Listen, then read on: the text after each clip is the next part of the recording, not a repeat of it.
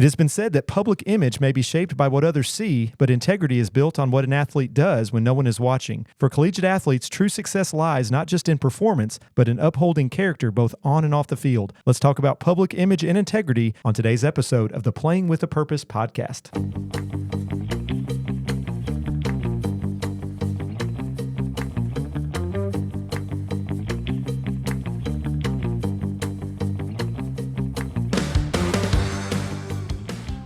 All right, welcome to the Playing with a Purpose podcast, where we explore topics related to the moral development of collegiate athletes and young people as it pertains to character, responsibility, and purpose.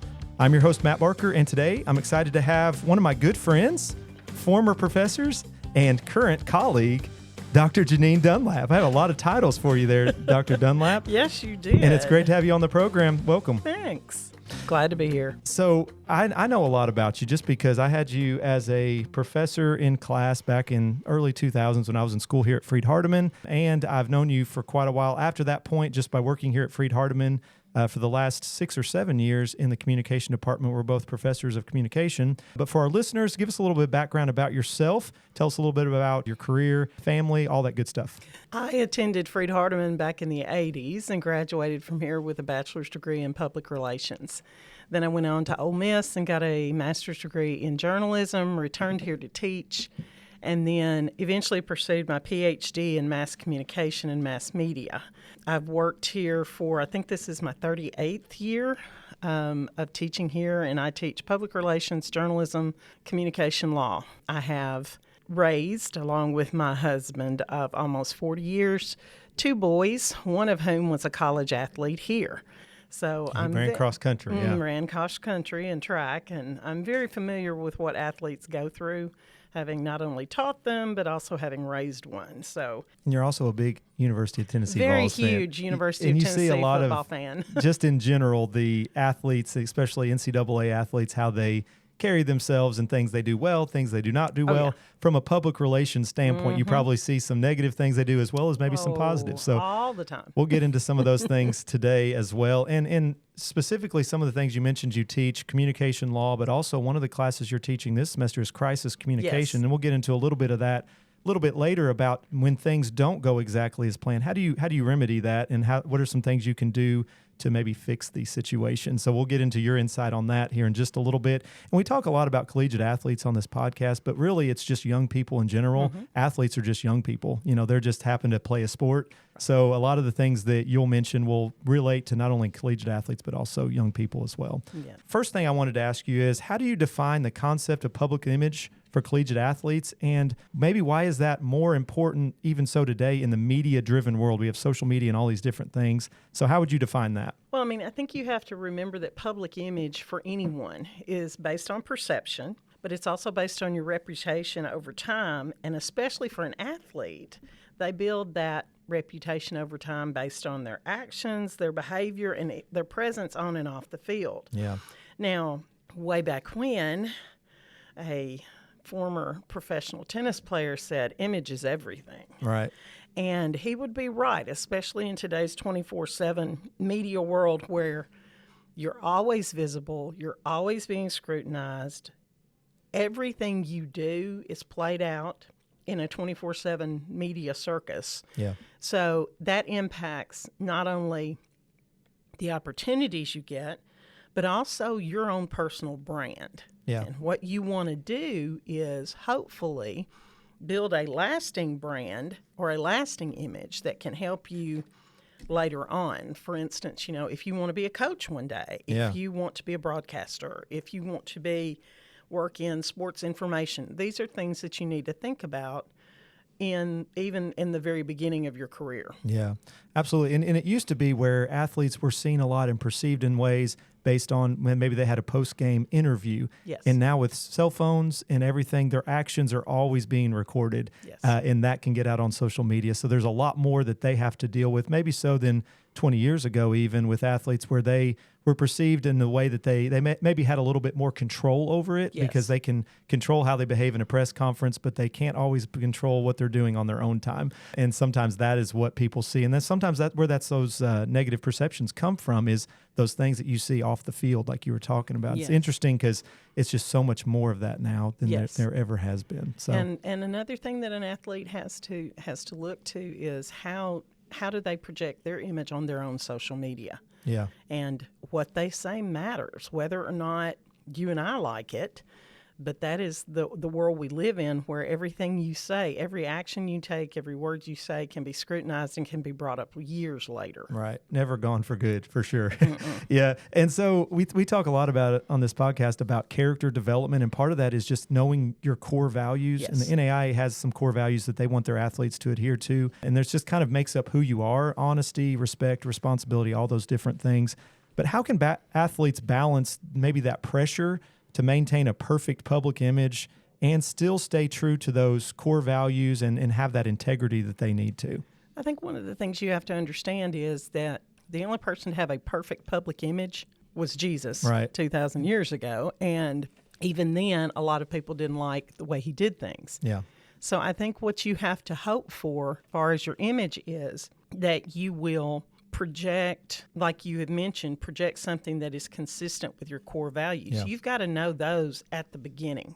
One of the things, balancing that perfect image versus everything else that's going on around you, most universities in their athletic programs have media training. Yeah. And that media training will teach you about, just because you can say something doesn't mean you should Yeah. on social media, because it will follow you. So I think part of it is just realizing that no matter what you do and no matter how you do it, somebody is going to take issue with it. Yeah. And you have to, like you said, stay true to your core values. Like you said, the NAIA has the core values that they subscribe to. And for the most part, those are values that everybody looks to. Regardless if you're an athlete or not, you need to have Yes. those. Yeah. And one of the things that not only knowing what those core values are, but one of the things I looked up and thought was interesting was instructing athletes to set boundaries on social media, like limiting maybe Yes. what you choose to share, what you choose to do, and that can help your image because you're not just sharing everything. Well, and one of the things I think that a lot of athletes, I think a lot of people just need to do this as well, but Yeah. especially athletes, is don't post immediately after a game. Yeah, Because you're fired usually up. you're fired up. You've either won, you've lost, whatever. But one of the things that you will find is your emotions will come out in those posts. And what you want to do is present I call it a reasoned reaction.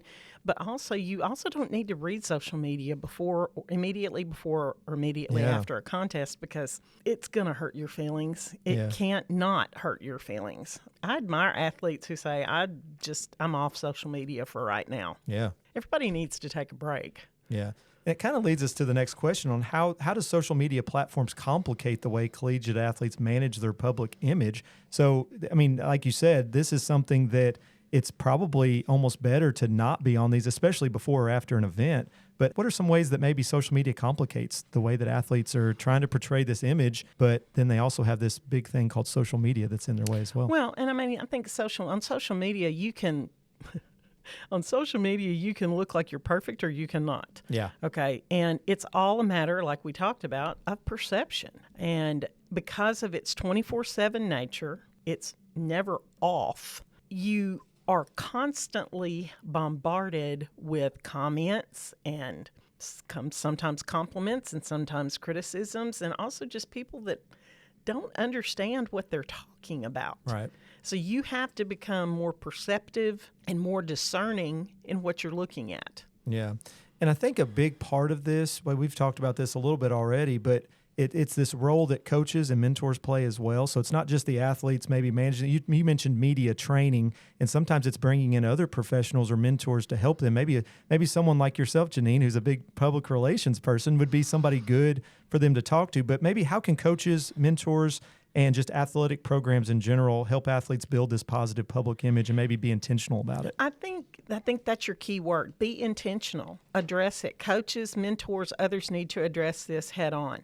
A lot of D1 schools have media training for all their athletes. So if they're ever interviewed, then they give them talking points and different things that they can deal with. Yeah. In our case, while we may not have a lot of that going on, having the coaches address things like, what are our policies of conduct for social media use? What can you post? What would we rather you not post? Right. And make them understand that social media is projecting not only an image for the athlete, but an image for the university that they're representing. Absolutely, yeah. Most athletes really look up to their coaches and want to, please their coaches. So I think that's a great place to start. Yeah. Is because they have an influence that lasts a lifetime on the players they come in contact with. Yeah. How much credit do athletes should they get for just owning up to it as well? We talk about how you respond to your public image. Just if there's a mistake that's made, how big is it just to own up to it and apologize instead of trying to cover it up? To me, it's huge. Yeah. We, instead of trying to pass the buck or blame someone else, part of being a mature adult and part of understanding what being a responsible adult is that you own your mistakes, whether it's on the field or off the field, that you come and say, I did that. Now, the tricky part is the apology, because you don't want to make an apology that doesn't sound sincere. Yeah. You want to make a heartfelt apology that truly addresses the behavior, but then also says, here's what I'm going to do to not have that happen in the future. Yeah. I'm going to not post immediately after a game. I'm going to take a hiatus from social media. I'm going to have some media training. Anything that you can say positive that shows, I recognize this is a problem and I'm going to do these things to fix it. Yeah, and that this goes back to that crisis communication aspect of the classes that you teach. This isn't just true for athletes, but organizations could follow the same advice. Huge, yes. We just, in class, just finished a section on what makes an effective apology, and we went at it from an organization but also an individual standpoint and identified ones that definitely were not sincere. Right. And then others that really worked in the favor of the person. Absolutely, yeah. So what advice would you give to athletes about handling those expectations? They have to deal with not only their own team, their coaches and things like that, but they have to deal with the fans. That's a big one, especially with bigger programs. They have all these fans that come to their games. They watch them every move they're making. The media, just the university, you talked about adhering to those policies that the university has. How do they do that while staying grounded in their personal values as well? That's a complicated one. Well, knowing what your personal values are, what you value more than anything, will help ground you in the future. The next thing you do, surround yourself with good people. If you have a situation you're not sure how to handle it, go to that coach, go to that mentor and say, look, I'm struggling here, need help with how do I deal with all of this. I was reading the other day, Caitlin Clark talked about when she was at the University of Iowa, talked about all the scrutiny that she was under, and the question was asked, how do you handle that kind of pressure? And she said, I just remember who I am, and I know who I want to be and how I want to be perceived. Yeah. And I think that's a big thing for students, but also for student athletes is, what do you want? You're building, like I said in the beginning, a lasting legacy. Yeah, a brand. A brand. It's your personal brand. What do you want that brand to look like? And once you have figured that out, reflects that you're thinking long-term rather than just immediate short-term. That's the thing about social media. It gives you the impression that it's extremely short-term, just, snippets. Put it out there and it's put gone. it out there and it's gone. And it doesn't go away. It's one of those things that can either come back to help you or come back to haunt you. Yeah, and a lot of times the people that you mentioned, not just surrounding yourself with people, but surrounding yourself with the right people. Yes. We can all have a lot of people around us, but they're not always going to be the best influence. And you see stories all the time about, especially when you get to like the NFL draft or NBA draft, there'll be things that come out from social media that was posted years ago, and it impacts their stock in the draft, because it's like, do we want a guy that has no control over what they're posting on social media? And even just the idea of just not really being aware of what is posted can be a negative thing for organizations to look at.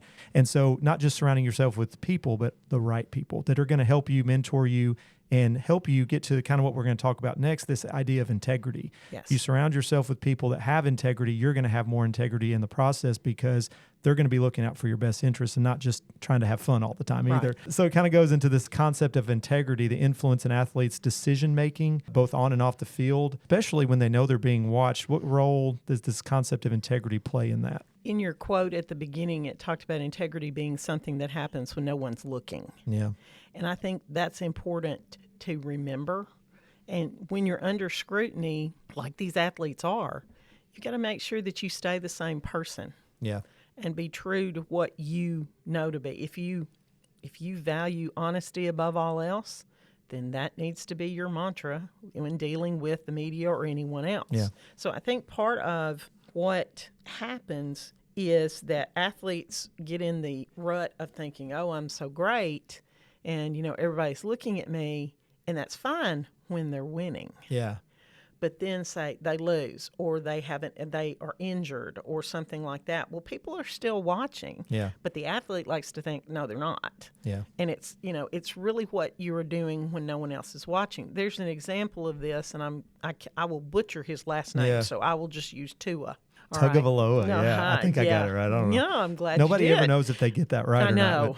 not. He was used as an example in a couple of things that I was reading, talked about how he mentors younger players. Yeah. And he doesn't make a big deal about it. He doesn't go out of his way, but they know that he is a mature influence there with them. Same thing with Tim Tebow. Yeah. One of the things that you've got to understand is a lot of times just doing the right thing, doing the thing that you know is right, influences others around you. Yeah. And sticking to that helps. Yeah. And you mentioned Tim Tebow. He's the one, the next question I was going to ask you, I really think of him when I thought of this question.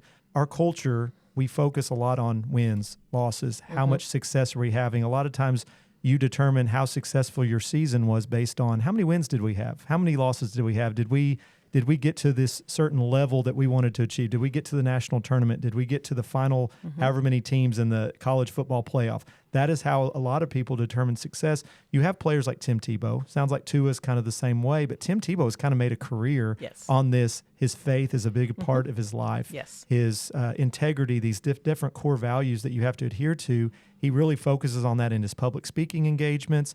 How do athletes balance having this integrity and wanting to speak out on those things while also competing with this idea we have to win, we have to win games, and that's society we live in. They want wins and losses or success. And I think what you're talking about a lot in this is sportsmanship. Are you a gracious winner? Are you a gracious loser? Yeah. Unfortunately, yes. Society requires that there be a benchmark, and for a lot of athletes, that's success, wins, losses, or fame and money. How much money did you make this year? That kind of thing. And in the age of NIL, especially for college athletes, that becomes even more of a pressure point. Yeah. One of the things that I would think that coaches would want their athletes to focus on is your actions send messages. Whether they're positive or negative is up to you.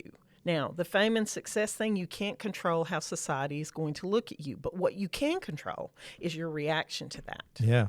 And that's why a lot of like J.J. Watt with his help after Hurricane Harvey in Texas and his continued focus on helping young people in character building activities and in sport is so important. They've taken their platform and they've used it for good. Yeah. And we've talked a lot about kind of the negative side, I think, and rightfully so. In social media, there is a lot of negatives associated with that. But there can be some positives to having that platform. Like we talked about, you can share your faith. You can share these different aspects of integrity, sportsmanship. So how can collegiate athletes use their platform? Maybe it's social media. Maybe it's just being in the public eye in general to positively influence their peers, younger generations that are watching them and maybe fans that are watching them and still stay true to those values and have that positive image? And how can they use social media maybe to be a positive thing? Well, be intentional with it. Yeah. If you are going to volunteer to read at a school, be intentional with what you're doing. Understand that you're leading by example. If you are in the public eye, whether you like it or not, you're leading by example. Right. And you want that example to be a positive one. Volunteer.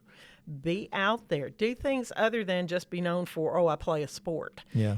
Try to get involved in your community in whatever way you choose to. And as far as using your platform on social media and otherwise, social media can be used for good. You can use it to encourage others. If you do nothing more than post an encouraging quote every day, you're still ahead of a lot of what these other trolls are doing online. Yeah. And Jonathan Estes, when I had him on, mentioned the same thing too. He said early on in his coaching career, he focused a lot on wins and losses, and his teams didn't do as well. He said when we started focusing on how do you be a better teammate to those around you, how do you focus on some of these things outside the wins and losses, he's like, I wasn't necessarily doing that so we could win more. He said I was doing it because it's something we needed to do, but he's like, we did win more. It's like it did transpire into this better winning seasons because people were playing together better. They were using those skills they had to benefit others. So there is this aspect of it needs a combination of both. You can't just have just the athletic ability without that character component.